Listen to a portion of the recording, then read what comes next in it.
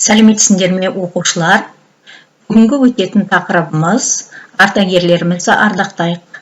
Оқу мақсаты мәтін құрылымын, кіріспе бөлім, жалпы мәлімет беру, детальді мәлімет беру сақтай отырып, графиктік мәтін, шартты белгі, сурет, сызба түріндегі берілген процесті сипаттап жазу.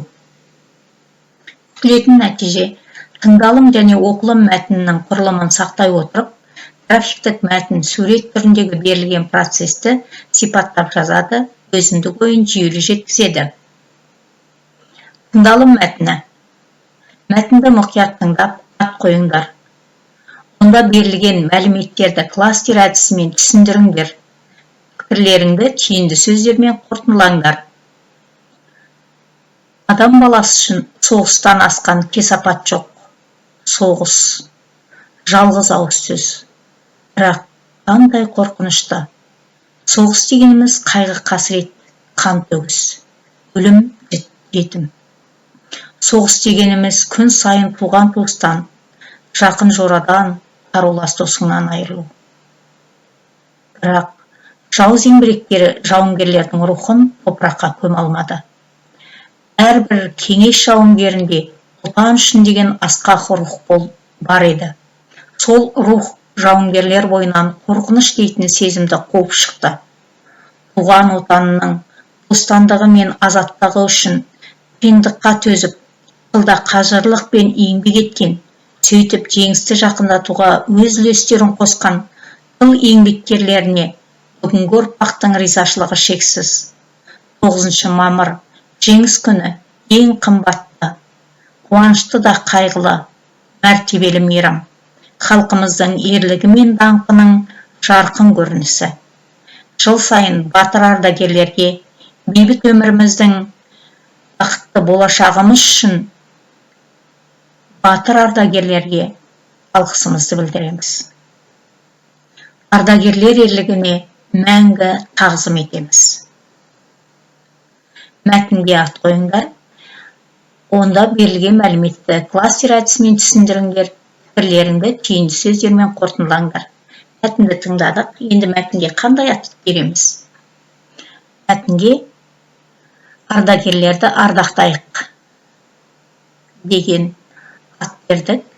Енді осы берілген мәтінді, жаңа тыңдаған мәтінді кластер әдісімен қалай түсіндіріп өтеміз?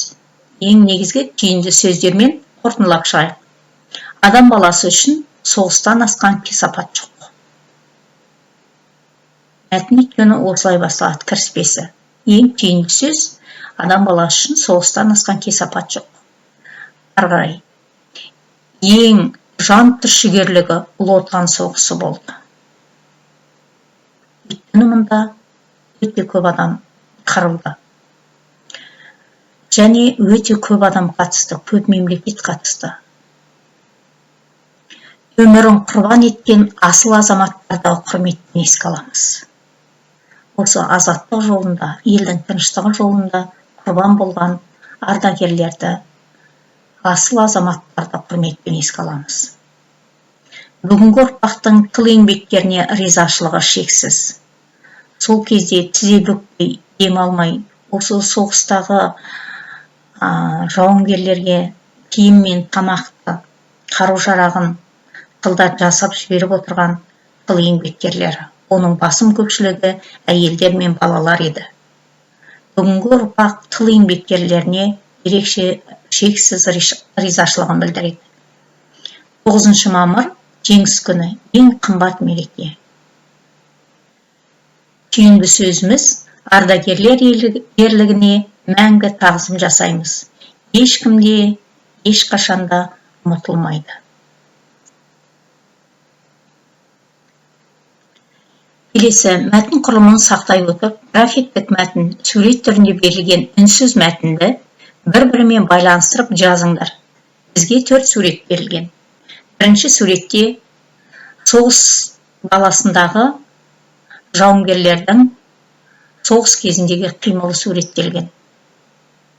Екінші суретте тыл еңбеккерлері жаңағы тізесін бүкпей, белін жазбай еңбек еткен тыл еңбеккерлерінің тамақ дайындау, жауынгерлерге тамақ әзірлеу кезіндегі еңбегі көрсетілген. Үшінші сурет бұл соғыс біткеннен кейін жеңіспен оралған әкелері мен балаларын, жарларын, ең қымбат адамдарын күтіп алу және қауышу сәті. Төртінші сурет біздің ардагерлеріміз, бұл ардагерлерімізге көрсеткен құрмет. Енді осы төрт берілген сурет бойынша, яғни үнсіз мәтін беріліп тұр, бұларда граффити мәтін, осыны бір-бірімен байланыстырып жазып шығайық. Қалай жазып шығамыз?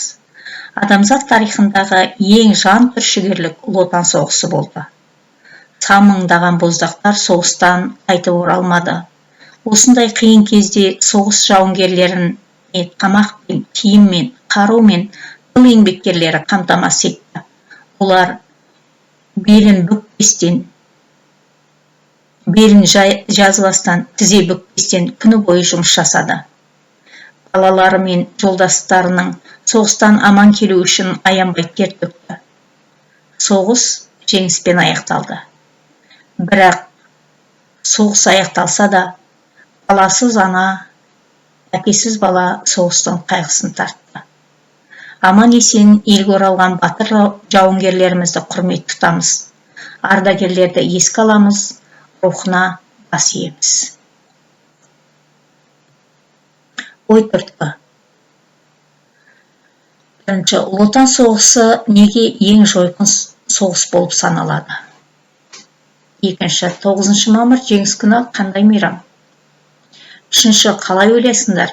Майдангерлердің қаһармандық ерліктері өз деңгейінде бағаланып жүр ма? 154-ші бет, бірінші тапсырма. Бұл оқылым мәтіні, ардагерлерімізді ардақтайық деген. Мәтінді мұқият оқып шығып, ат қойыңдар. Онда берілген мәліметтерді кластер әдісімен түсіндіріңдер. Пікірлеріңді түйінді сөздермен қорытындылаңдар. Біз жаңа тыңдалым мәтіні бойынша ат қойдық мәтінге, және ондағы мәліметтерді кластер әдісі бойынша жаңағы түйінді сөздерменен қорытындыладық. Кері байланыстың тапсырмасы 155-ші бет, 5-ші тапсырма. Хатты өз ойларыңмен жалғастырыңдар.